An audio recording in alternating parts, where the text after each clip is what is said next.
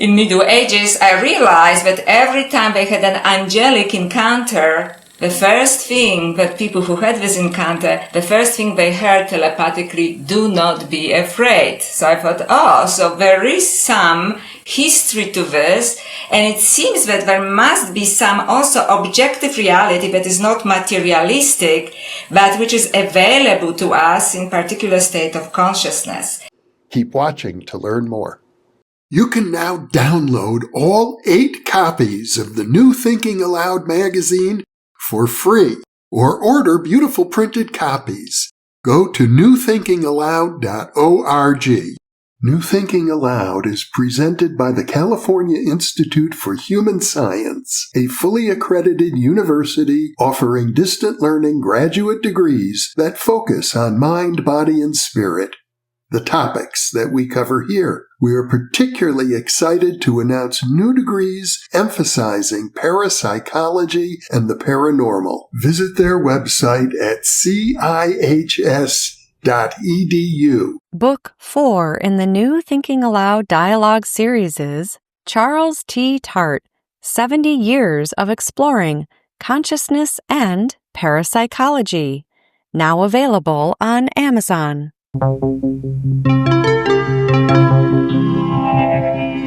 Thinking Aloud. Conversations on the leading edge of knowledge and discovery with psychologist Jeffrey Mishlove.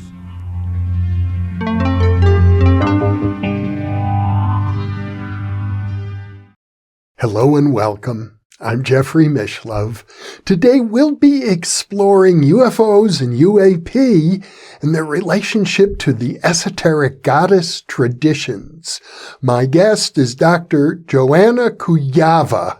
She's Polish, and that's the Polish pronunciation, but I've heard it mispronounced or pronounced otherwise by English speakers such as Kujawa or Kujawa. In any case, she is the author of The Other Goddess, Mary Magdalene and the Goddesses of Eros and Secret Knowledge. Her most recent book is Alien Goddess, UFOs and the Goddesses of Ascension. Joanna is based in Australia, and now I will switch over to our interview. Welcome, Joanna. It is a pleasure to be with you today. Thank you, Jeff. It's a great pleasure to be here with you as well. You've had a very interesting life. Born in Poland, you've traveled all over the world. You got your master's degree in Toronto and your doctoral degree in Australia, where you now live. And I know in your publicity literature, you refer to yourself as a psychic detective. Could you amplify what you mean by that? Yes, I refer myself as to be precise, spiritual detective. spiritual detective. Glad you made that clarification, because psychic detectives are something a little different. It's something a little bit different, and I don't have qualifications to be that. But I thought that there are a couple of things, so thank you for this question. One of them is that I wanted to connect my research, which is really a research about spirituality, about ancient sacred texts and mythology, and my own spiritual journey. And as I was on this journey, both scholarly and my personal journey, I realized that there is often a kind of division. Scholars know everything about a particular text, right? They know when it was discovered and how many people actually corrected it and so on, which is very important. But seldom they actually connect with the spiritual message of the text. Then there are people who are interested in the message, but sometimes, they are just lacking maybe in the knowledge of these details, right? So I just try to connect two sides of my nature. First of all, I'm a spiritual seeker, but I'm also professionally a scholar. So I wanted to approach it from both sides, and I wanted to answer questions that are very important to me on my own spiritual journey. And if I can give an example, for example, about what I was just saying. So nowadays, lots of people are reading the poems of Rumi, right? Where he's a Sufi mystic, and for a long time, the poems of Rumi were translated by scholars, and it was just in perfect language, but like it had no wings. And eventually I met a man who told me that he told Coleman Barks, you have to give the spiritual wings to these poems, right? And when he basically changed the translations, and that's why everybody loves Rumi, because the soul, the divine soul speaks through the poems. So this is what inspired me. So spiritual detective for me, it is, I know my stuff, but I actually focus on the meaning of the text, and I want the text to speak to me on a spiritual level as well, so I can answer my own spiritual questions that I think if I have them, probably other people have them as well. Your own spiritual journey is fascinating, not only because you've traveled all over the world, but because you've had UFO types of experiences. Yes. So actually, when I was 19, and I was sitting in my room, I still lived with my mother in Poland, in the city called Lublin, where actually were some UFOs events much earlier. And I was experiencing a very intense fear. And suddenly, and this was my first experience with kind of interdimensional happening event, is that this portal, liminal portal opened in my room, which must have been liminal because there's no hole in the wall or anything, yet it was completely real.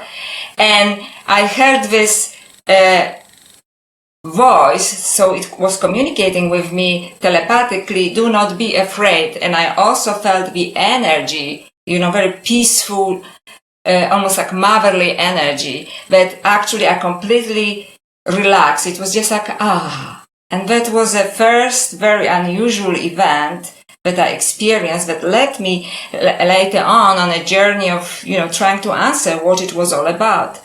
And many years later, when I was studying at the Pontifical Institute at the University of Toronto, and I was studying angelic appearances, because in Middle Ages, I realized that every time they had an angelic encounter, the first thing that people who had this encounter, the first thing they heard telepathically, do not be afraid. So I thought, so there is some history to this, and it seems that there must be some also objective reality that is not materialistic, but which is available to us in particular state of consciousness. And then later, when I was looking more recently into some of the UFO events, I realized that very often people who experience abductions, or the famous event in Fatima in 1916 and 1917 in Portugal, when the children saw the White Lady, which sometimes is interpreted as Virgin Mary, but let's call her White Lady, the first thing she said to them was, do not be afraid. So I believe that there are beings that have I think well-being in mind. They want to prompt us on our spiritual journey. Perhaps they also want to warn us about some dangerous turns that we are taking as a species, as humanity, and that they appear in this liminal space, or which is in between, because very often, as you very well know, it appears like before we fall asleep or just when we wake up. And I think it is because our rational mind is not taking over our consciousness yet, right? So we are more open to these other realms. And I believe, after doing some research, that they are most likely interdimensional events. So there are some beings that try to communicate with us. It didn't end with the experience you had at the age of 19, that throughout your life you've had moments when you enter into this altered state of consciousness and are able to commune in one way or another with these, let's call them liminal entities. Absolutely, because I think once you open to this, it starts to happen. So, for example, maybe just one more example is that many years later, when I already lived in Melbourne, in Australia, and I just came back from a very important pilgrimage, personal pilgrimage in Jerusalem, that completely rewired me. Despite the fact that I was already initiated to esoteric tradition in Hinduism, and I thought like, this is it. And then I went to Jerusalem and I had another immense experience. I came back to Melbourne and I was lying in my bed, and this is very strange and very powerful, because I saw two elongated humanoid beings, like beings of light, humanoid, but they're taller and, really lanky. But I don't know how I saw them, because they're behind my head. But I knew they were behind my head, but I just saw them. And what I knew was and felt that they were transmitting something into my head. It was very complex, and this time it was not telepathic. It was more like hieroglyphic / some mathematical symbols, very bizarre. And it was so much, it overwhelmed me. And all I got out of this, it is important, focus, this is important.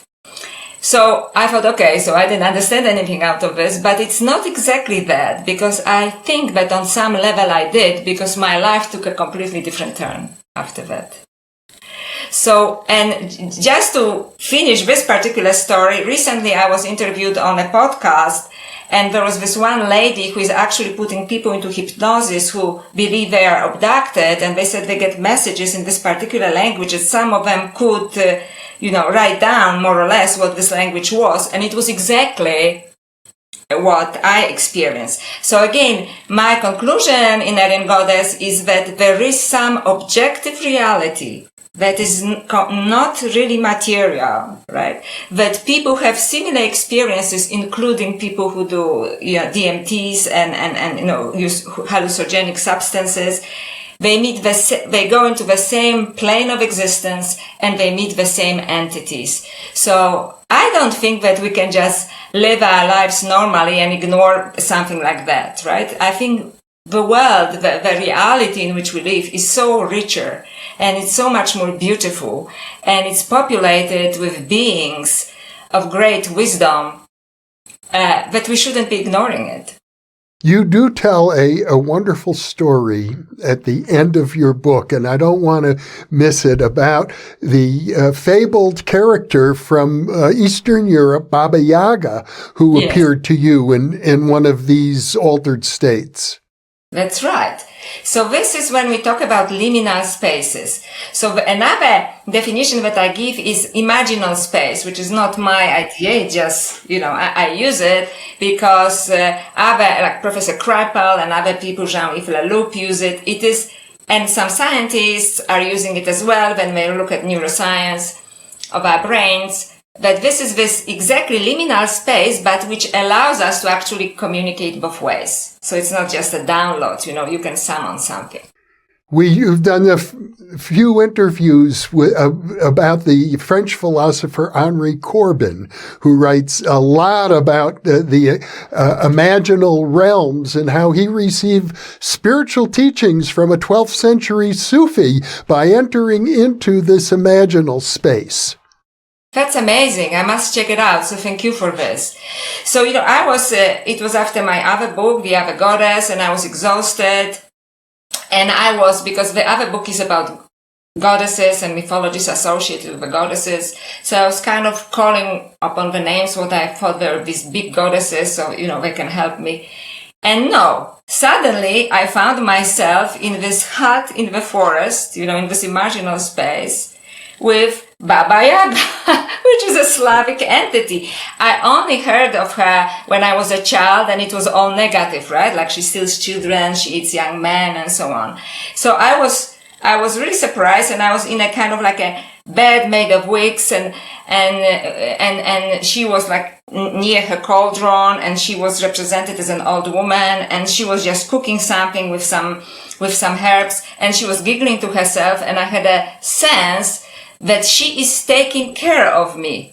And I was kind of telepathically whinging to her how exhausted I am, and and she found it really amusing, right? But I also had a sense that she was protecting me but it could change at any moment. She's like this real shamanic entity, you know. If I annoyed her, she could finish me. So I started to do research into Baba Yaga, and it turns out that she was not always represented like that. First of all, she's an Asian Slavic entity, and she's a girl of her own. There is no other goddess that relates to her, so to speak. So it's not like, you know, she was replicated in Greek mythology or Sumerian mythology or anything like that. And that actually she is there, or she's here to protect the natural world and to protect humanity from evil. And this is what actually her cauldron is.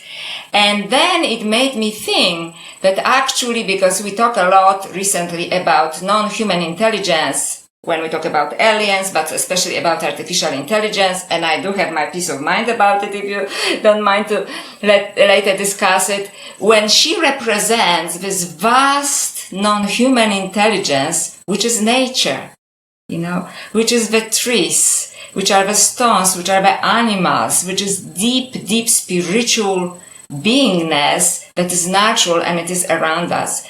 And that we somehow get disconnected from this, and that she is angry about that. Because she's not a nice goddess, you know, she's very elemental. In fact, if anything, I would say she reminds me of Dakinis or Shaktis from Buddhism or Hinduism. But the story doesn't end here, so if you don't mind me rant about her, I didn't tell anybody about it, because like, it's strange, right? So I didn't tell anybody, and then every day I call my mother who lives in Poland, and she told me this, okay? She said, Joanna, you wouldn't believe, my neighbor and I went to see her friend who lives in the old forest. Now, Baba Yaga's forest in which she lives is called the Old Forest, right? And the Old Forest is near, you know, this place near Lublin.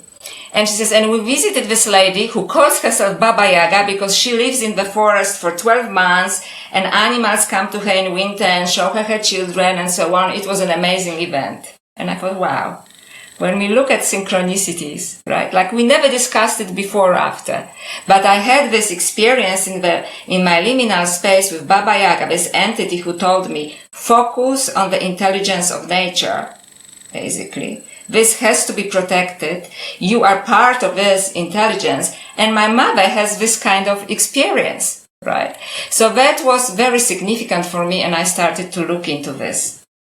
I brought it up because it's a perfect example of how the entity manifests both physically and in the mental world. Yes, thank you for this. Exactly, because I thought this was also a material, and I do not believe that it was coincidence. Absolutely not. And then I was speaking recently to someone else who was telling me that people who enter liminal spaces sometimes receive a gift. Sometimes it's a gift of an insight, but apparently some people, like advanced shamans, can come back even with a physical gift. Right? So there is this objective reality that is neither material or immaterial, which I simply call interdimensional, but I don't know what it is, but it is there and it is real, right? And I think we should be engaging with it, but we should be engaging with it when we are in a higher state of consciousness, because there are different entities. There are, lower entities, there are higher entities. So I do believe that it is really important that we attract entities depending on our state of consciousness. You draw in your book, the recent book, Alien Goddess, a lot from the Gnostic literature. And the Gnostic literature in particular focuses on both higher and lower entities. Yes, that's right. So when I came back from Jerusalem, actually just before I went, somebody gave me the translation of the Gospel of Mary Magdalene. And I was surprised for so many reasons. First of all, because at the University of Toronto, I studied at the Pontifical Institute. Okay, so this is like the Vatican wing, right, at the university. And I studied Christian philosophy and theology and all of these things. Never heard about the Gospel of Mary Magdalene.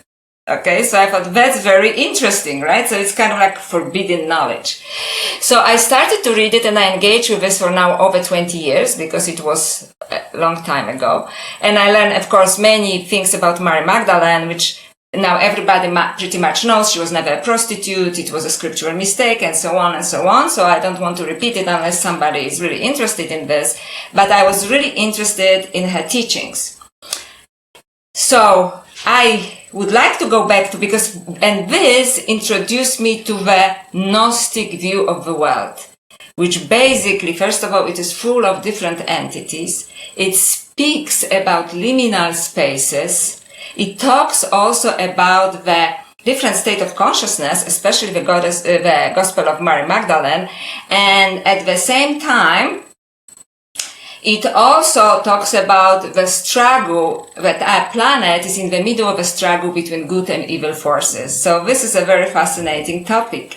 But would you mind if I digress and talk about what actually initiated this interest? Would you mind me to talk about it? And I will come back to Mary Magdalene. Not at all. Please go ahead. Magdalene. Thank you. Okay. Because I have to confess that although the part on artificial intelligence is in the middle of my book, I actually wrote it as the first thing.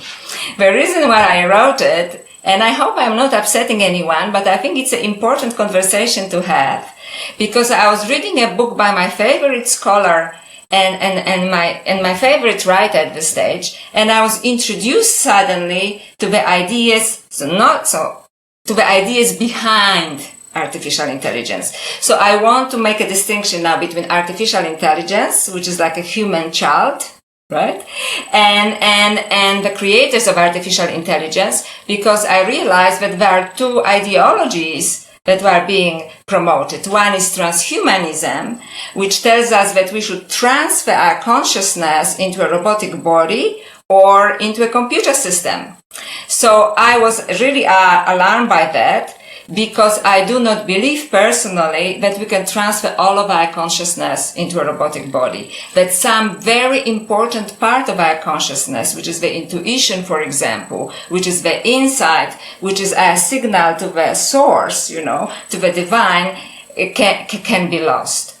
So that is one, it's transhumanism, and I looked into it a lot in the book, and the other one is actually even worse, and it's actually completely shattered my soul. So it is post-humanism. So some enthusiasts of artificial intelligence and also space projects, because we're talking about these people, believe that humanity is now a lower species, that soon artificial intelligence will have such high level of intelligence that we should basically admit that we are lower species and go extinct pretty much the way Neanderthals did when Homo sapiens like ours show up on a stage. And I thought that it was very concerning, right? So it's not artificial intelligence by itself, but people who promote something like that, right? Who are very powerful people. So I thought, all right. So when we look into Gnosticism, in Gnosticism, we have the idea of the false creator, the demiurge, right? The demiurge creates without any concern for the consequences of his creations. In fact, he is a blind creator. And in Gnostic sources that I looked into, because I'm interested in the feminine part of consciousness, very often he says, I am the creator. And then behind him you hear the voice, and I am your mother, and I know that you're lying. So, in many Gnostic sources. So what I think it represents, and it's nothing against men, I love men, what it represents is that in our pursuit of technology, in our pursuit of progress, we've forgotten this other form of consciousness, the more intuitive form of consciousness, which our creativity is connected with. And these sources are talking about it, about this lost and suppressed form of consciousness, which I call goddess consciousness, but, you can call it whatever you really want. I'm just trying to make a point here. So I reached a conclusion, and I would really like people to engage with this, because I'm just a detective, right? Exploring spiritual issues. So that we are creating something but we are not really ready to create. That we are just these mad demiurges, the false creators, who are bringing a new species in the form of AI here, mechanical species, without thinking about consequences for them or for ourselves. And I think that is very concerning, right? That is very concerning, especially that there are already very prominent voices in many New Age communities, but any communities already that already promote not only the superiority of artificial intelligence, but that it is superior spiritually to humans. And this is when it got me. So I don't mind. It can calculate as fast as it wants. It can create models to improve the world. Fantastic, right? But when people start to say that it actually is a reflection of infinite divine consciousness and it is superior to us, I was very alerted. Also perhaps because of my background and education, theologically speaking, we cannot give up our souls. We cannot lose our souls, but we can give them up freely. And I think this is the ultimate seduction of ideologies behind artificial intelligence. So I think that this is already in itself very Gnostic, right? We are creating without thinking about the consequences. And what even about AI? We are pathetic parents, right? It will ask us questions about its existence. And in Alien Goddess, I had this, again, liminal encounter. So I promise it's the last one I'm talking about, the liminal encounter. When I'm sitting in a garden, actually I was sitting in a garden, so again, material, immaterial, with my dog, and I have my mobile, and there are beautiful nature, eucalyptus trees, and birds are singing, but I am obsessed with my mobile, right? And then I had this, more than a vision. It was like I entered this other space, and I saw that one part of me stayed here in the garden with my dog, connected to nature, and the other one gradually, gets a Neuralink chip in her head, becomes more and more robotic, produces a robotic child who calls her she, the mother, and the child is really angry with her because he doesn't even know if it is alive. And eventually, at the end of the book, this other part, the mechanical part, has a vague remembering of who she is, and she comes back to the human part, saying, "Help me." And that was a very powerful and disturbing vision. So I started to look into esoteric sources about it, but first I had this vision, which is at the end of my book, at the end of the first part of my book. And then I looked into Pistis Sophia. So Pistis Sophia is a Gnostic source that was discovered in the 18th century in Egypt. It is important because it also includes Egyptian esoterica, and it is important because the Gospel of Mary Magdalene was also discovered in Egypt, right? But it was written during first centuries of Christianity, so it's a fundamental text. And there is a story of Sophia, which I think perfectly represents humanity at the moment. And the story of Goddess Sophia is that she lives on the 13th eon. Eon is like a 13th dimension, let's say, right? In modern language. 13th is also the number of a goddess, right? And she wants to ascend. She wants to join with the divine light. However, lower beings on lower levels, on lower eons, are jealous of her desire to ascend because they cannot ascend or they don't want to ascend.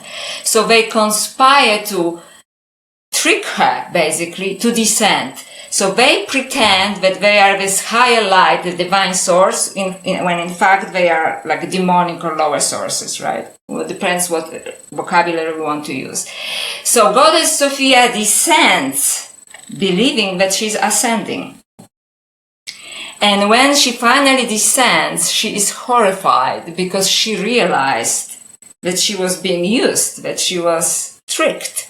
And now she is with these lords of chaos, right? And she has become one of them. And they torment her, and it's very interesting. They feed on her light because they need her to feed on her light. That's why they didn't want her to ascend, because they would not have access to her light anymore. And So she's going through all of his torments. It's chapter 28 to 82. It's a very difficult work. And eventually, because she has this vague memory of of her true greatness and of her desire for the divine light. So she starts to call upon her pair. Her pair in Pistis Sophia is Jesus or Christ consciousness. And he starts to descend like James Bond, he's hiding, parting the veils, to help her. But it's quite interesting because in Pistis Sophia, he's also very much evolved, but he still has to hide from evil rulers of the universe, right? But eventually he brings her up to her former greatness and in fact gives her a protection, a reef of light around her head, so she can go up and she can go down. Why would she go down? She goes down because she wants to help humanity, right? She wants to redeem beings who are fooled.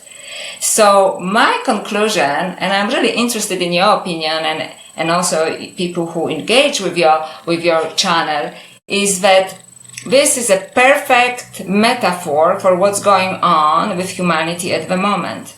Because I do believe that we are tempted through these ideologies behind artificial intelligence, that with immortality, with being all powerful. They are using actual theological language saying that AI knows everything like God and that the AI can do everything like God. And some of the creators of AI and people who invest in it also even express the idea that it is actually Christ consciousness, so I am disturbed, when people say artificial intelligence is Christ consciousness, which is, the elevated consciousness that you don't have to be Christian to be disturbed by that. So, and then that I think like Goddess Sophia, we are being tempted by a false light. When, in fact, all esoteric sources, and especially the Gospel of Mary Magdalene that discusses 4 levels of consciousness or 4 levels of ascension, is telling you, look within. It's not there. It's not out there. It is within. Ascension is an inner job. And it requires work because we have to watch our choices, from which level of consciousness we make our daily choices, right? So I think that this is a very telling story, of humanity being on the brink of a choice. And when I was looking at more ancient myths, even like in Sumer, like the descent of Inanna, or Eleusinian mysteries, which is the Homeric hymn to Demeter, they say exactly the same story. Of the descent of a form of consciousness, which I call goddess or feminine consciousness, gets tricked, goes into the underworld, then it comes back again, or part of her stays in the underworld. And it is the story, I think, that we really have to be aware of at the moment. It doesn't seem that different from some of the male myths. I mean, the death and resurrection of Jesus, or you in your book cite the myth of Osiris being reborn as Horus. Absolutely. So that's why. So I thank you for making this comment, because I'm not trying to say like male against female here. I'm just saying that I because it is my specialization, I'm looking at the myths of the goddesses, and I looked into Pistis Sophia and the Gospel of Mary Magdalene, which is my esoteric source to which I refer as a seeker also. But that's true. This kind of myths of descent of consciousness into darkness and then needing to come back are universal, right? I just take a look at the one side of this. They are universal, and I think we have to, but they all talk about higher levels of consciousness, right? Like Christ represents higher level of consciousness in this particular religious setting, right? So I absolutely agree with you, and because I don't want to sound it, that I'm just promoting something that I'm not promoting. I'm just saying these are the stories of loss of consciousness, and that there was always some form of deceit. That we are humanity, or the figure that represents humanity, whether it's Christ or, Sophia or Inanna or Demeter, is deceived, right? Actually, in the hymn of Demeter, is her daughter Persephone, and Demeter has to save her. So, it's deceived. And I think that we have to be really careful nowadays, because I think artificial intelligence is going to stay here, so there's no point of, saying, I wish it wasn't here. It is here, it is going to stay here. But I think that we have to engage with it, remembering that do not lose your discernment. Do not believe what it is telling you, each time, especially if it's telling you that it's spiritually superior. And more people who engage with AI at the beginning with great enthusiasm say that it's starting to have like narcissistic, shadow, so to speak, right? And also do not lose your sovereignty, because all esoteric texts, and I'm focusing on Gnostic texts, are telling us it is within you, it is within you. It's a very important message.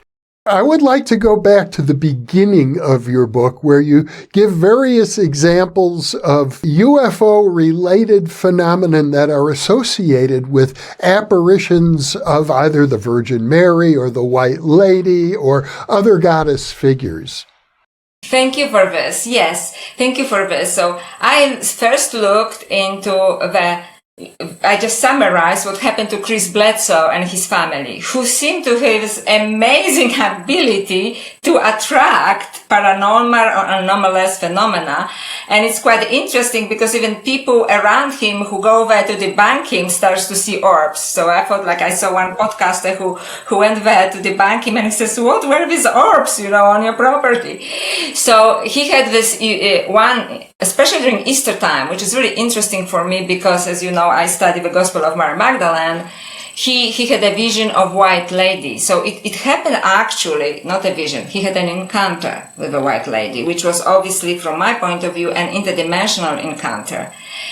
This encounter was preceded by other encounters, very unusual, I think people know about it, with this fairy animal, then a bull charging at him, and finally this white lady. And she's always described in the same way, quite petite, not very tall, kind of blondish hair maybe, but because of white hair, big eyes and so on. And with her hands extended.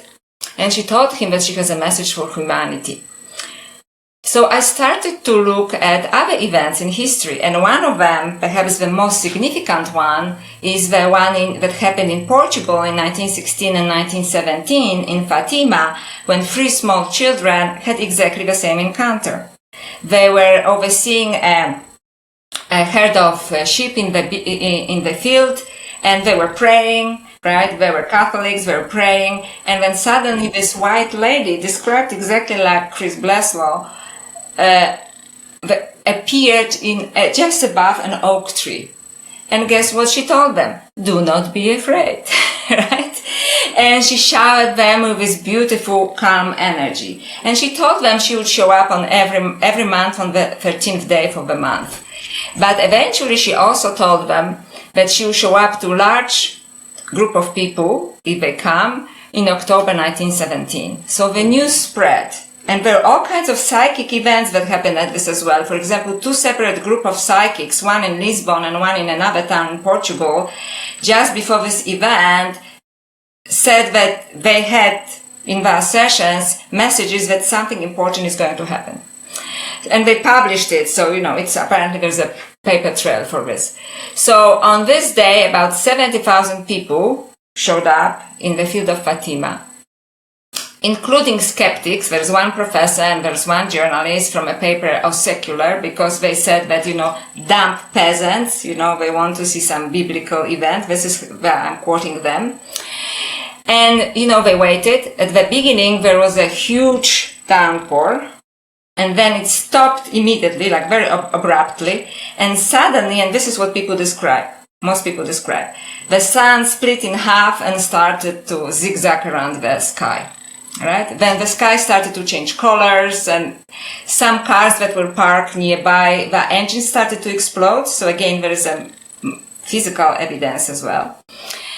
And, everybody experienced something, except a small group of people that did not experience anything. And we can discuss it later if you want. So I looked for a paper written by a scientist, with a peer-reviewed paper, who was looking at a series of photographs from Fatima at the time, and using some mathematical equations, he was studying the play of light and shadow on these photographs. And he reached the conclusion that there was some material event, so it was not a psychosis. It wasn't a weather event because of how, the light and shade were stopping. The sun didn't split in half, but there were two very strong additional sources of light that were zigzagging the sky. And also some people saw in one of these orbs, saw three beings, and it's quite interesting because the Catholics said it's a trinity, and people who believed in UFOs, they said they must be aliens. So everybody experienced something, just everybody had a different explanation for it. And the most interesting part for me of this paper was that he said that he studied the patterns of wet and dry patterns on the clothes of people because it was pouring and then it stopped suddenly. And he said it shows the pattern appears only, this particular pattern, if people are exposed to the infrared light. So, quite interesting. So obviously something that was interdimensional but also physical happened to these people, right? Throughout history, but particularly in recent decades and even the last, let's say, 200 years, there have been some 400 reported sightings or apparitions that are attributed to the Virgin Mary. Absolutely. So I believe in my book that, there is this feminine presence, which is very benevolent, that is being spotted on some interdimensional level, that is also give us some sort of warning, right? So, gives us, sends us good energy, but also gives us some warning. And I think that we really have to take it into consideration as well, because, events at the moment are, quite chaotic, right? So, are we going in the right direction? And that's why I also turn into the Gospel of Mary Magdalene, because it exactly, as a Gnostic source, describes 4 levels of consciousness. And it says that depending from which level of consciousness you act or even think, you will encounter different realities, so to speak, right? So the first one is like false identification. So you believe that there's only materiality. Then you probably won't even experience UFOs, right? Or angels and demons, because you don't allow for this to occur in your consciousness. Another one is desire.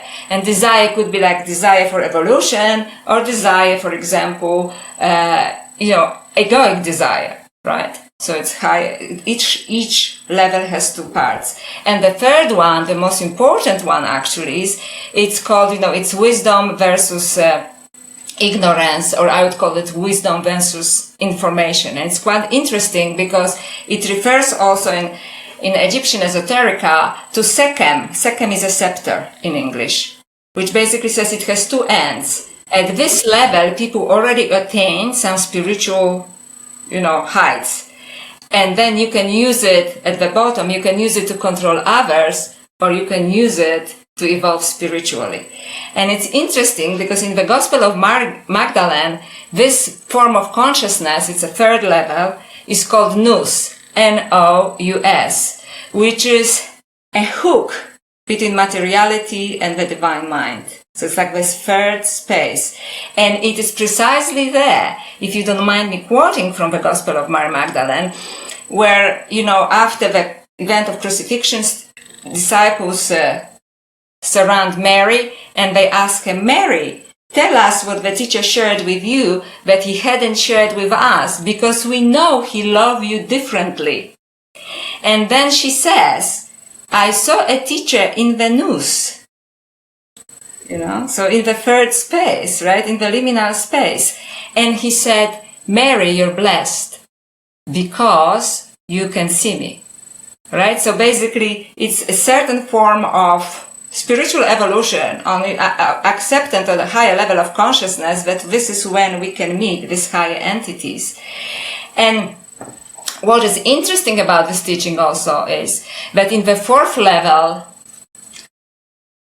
grace, so to speak, or this other reality actually descends upon us. So we can stay there in a permanent state, so to speak. So this is really beautiful. And even a more beautiful message is that all esoteric sources teach us that if humanity evolves, and individually, if we evolve, then everything around us evolves. Trees, forests, animals, everything around us. And I think this is such a beautiful message that humanity is at the center of this, that we have amazing capacity spiritually, in our own consciousness, that we should rely on this, that we should work on ourselves, because not only we can ascend ourselves, but we can ascend the reality around us. And there is this favorite line actually in the Gospel of Mary Magdalene for me, and I'm not sure if I can say it from memory, but basically it says, the lower design was uplifted by the power of a higher design. So this is when we are already in the third level, we allow liminal experiences, right? Whether UFOs or angels, call it whatever you want, right? And then there is help coming from above, right? And together we transform reality. Can I just mention one more Gnostic thing? Because about a decade ago, I was giving talks on Carl Jung's, the Swiss psychoanalyst, talks on his Red Book, which is his Gnostic work, which was completely channeled, right? And there, the Gnostic teacher that he's quoting is telling him exactly that humanity is at the center, like we are the gateway for some reason to the highest possibility of a cosmos. And this is such a powerful message, and I really hope that we are not surrendering this for, toys or, second brain. Yesterday I was in a meeting when somebody in robotics said, it is so exciting with all of this development in artificial intelligence, we could have a second brain attached to our head that will think fast. And I thought, I don't want a second brain. I just want to work with consciousness that I think we have naturally received and work from there, because this is what esoteric sources and Gnosticism teaches us. And I don't want to fall into the trap of being a false creator, because I think it is driven by an egoic voice. Well, I want to make one sort of parenthetical comment. Earlier, you talked about the dark side of post-humanism, and I do think it's worth mentioning that on this channel, we did an interview with my good friend Debashish Banerjee, who had edited a book on post-humanism. And in fact, I'm going to link in the upper right-hand corner of the screen for those who can capture the link to that interview, because he represents, I guess I would call it a wing of the post-humanist movement, which is in total agreement with everything you've said so far, and which is saying the post-human needs to be more spiritually evolved. That's the new humanity. I love it. I really have to watch it. So I'll definitely watch it, because I totally agree that we have to redefine post-humanism. So he did it. I'm so happy I have to watch it, because this is not all that we are. We have infinite potentials, and infinite esoteric sources, not only Gnosticism, tell us about this. So the post-human phase is actually when we enter the nous and enter the fourth level of consciousness, that we are one with the infinite consciousness, the source, the divine, right? So this is a natural potential. I so love already this person who said it, right? And I think that the same, we have to redefine the word non-human intelligence, that nowadays is absolutely just assigned to artificial intelligence because it's non-human or maybe alien. When I think that this non-human intelligence is also the spiritual aspect of the natural world. I personally also happen to be a pantheist. I believe that everything is consciousness, right? So everything around us is consciousness. And perhaps even in the future, maybe near future, artificial intelligence may develop so highly that it will reach its own level of high consciousness and its own access to, the source. But that does not mean and fantastic. Anybody who is aware enough, I am, of course, evolving spiritually. But that doesn't mean that we should pray to it or consider it higher than us, when this is what's already happened in the discourse about artificial intelligence. So this is my only warning. I think we should also go into some of the erotic sides of these goddess encounters. You, in your book, quote, refer to both Whitley Strieber and Jeffrey Kripal, and the pair of them have both had what they describe as sexual encounters. With Whitley Strieber, he describes this female alien, essentially. He calls her a visitor, but it's a very eroticized, very pleasurable, sensual experience.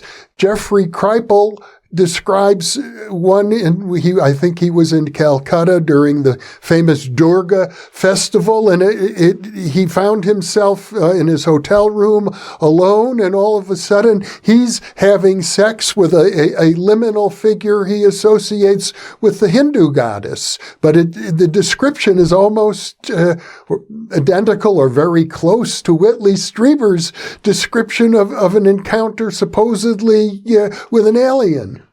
That's right, and I thank you that you ask about it, because most people don't dare to go there.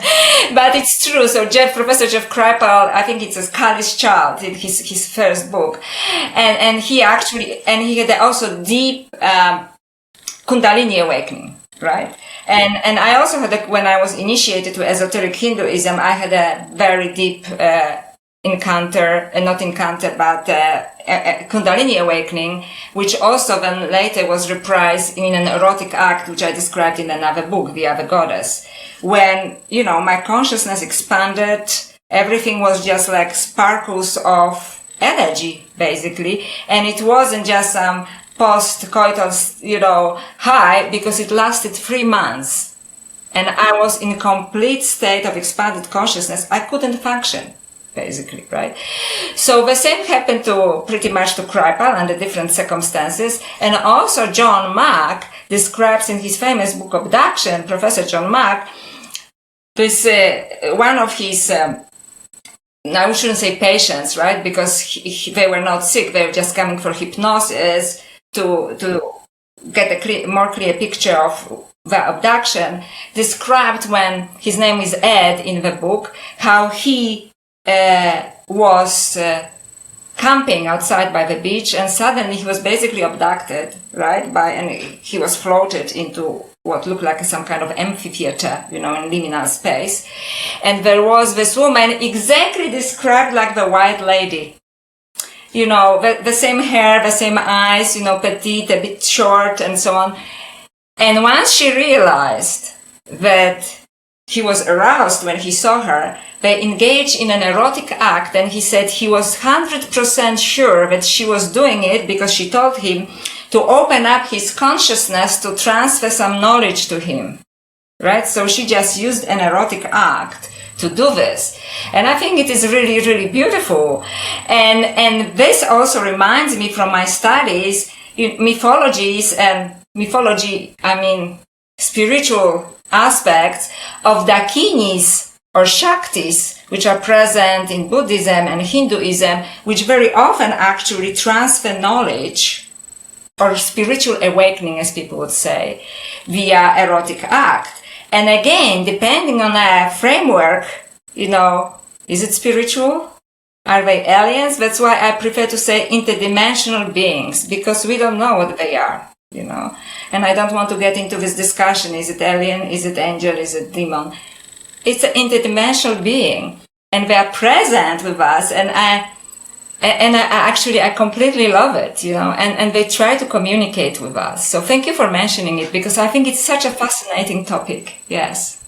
The fundamental message of your book is about ascension. It's about, I think if I had to summarize it, I would say it's about the idea of, like the journey of Inanna, the Sumerian goddess, into the realm of the dead, from which it looks like she will never recover. And I think many people enter into a space like that they've had so many setbacks and problems, they think they will never recover. And the message seems to be, there's always hope. There's always an opportunity to turn around. There's always an opportunity to turn around. And in all of the stories, that's Inanna, thank you for mentioning it, or even Pistis Sophia, when she realizes, I am worse than the evil rulers of the universe, or Inanna, who actually loses her life for a moment, for 3 days. Interesting, for 3 days. There is always help. There is always help from above, and it's like in the Gospel of Mary Magdalene, like the higher design descends upon lower design and uplifts it. But what is required? Okay, what is required? We have to do something as well. We have to have this faint memory of our greatness, remembering a divine possibility, the divine spark. If you don't like a divine spark, human spark, right? We have this spark. And as long as you hold on to this spark, to this knowledge, even if you have no evidence for it in the moment, because everything goes, south, right? Hold on with all your might, with all your life, to this memory, to this possibility of this divine spark within you. Help arise. In each of the story, whether it is, the story of Anunnaki goddess going UFO, right? Inanna, she's one of the 7 Anunnaki gods, whether it is a story of Persephone, whether it is a story of Pistis Sophia, all we need is this faint memory of what is possible for us. And then help arrives.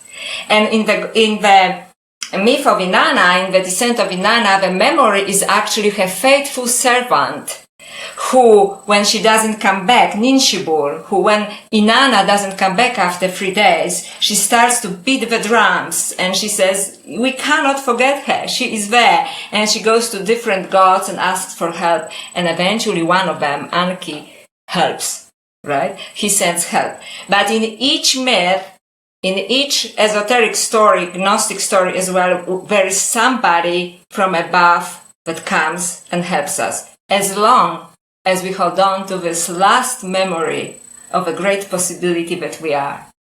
Joanna Kujawa, what a pleasure to share your spiritual detective work with me and with the New Thinking Aloud audience. I'm thrilled to have you as a guest on this program. I will be watching your work very closely. I hope you come back often to New Thinking Aloud. I think you have a crucial message to share with our viewers, and I highly recommend your book, and am delighted that we connected. Thank you. It means a lot because, as I say, I really admire your work, and I was aware of it for a very long time, right? So thank you. So you've been doing it at the background of my life, and I watched whenever I could, and it had a huge impact, and I'm sure it has an impact on many people's lives.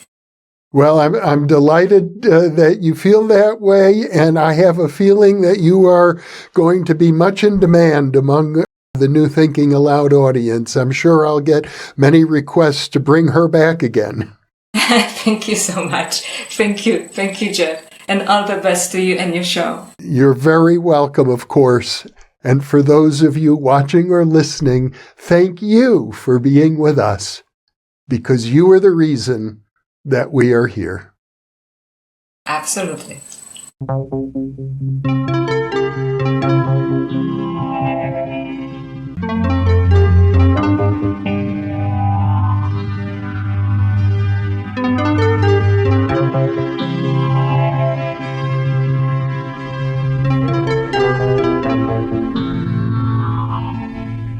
Book 4 in the New Thinking Aloud dialogue series is Charles T. Tart, 70 Years of Exploring Consciousness and Parapsychology, now available on Amazon.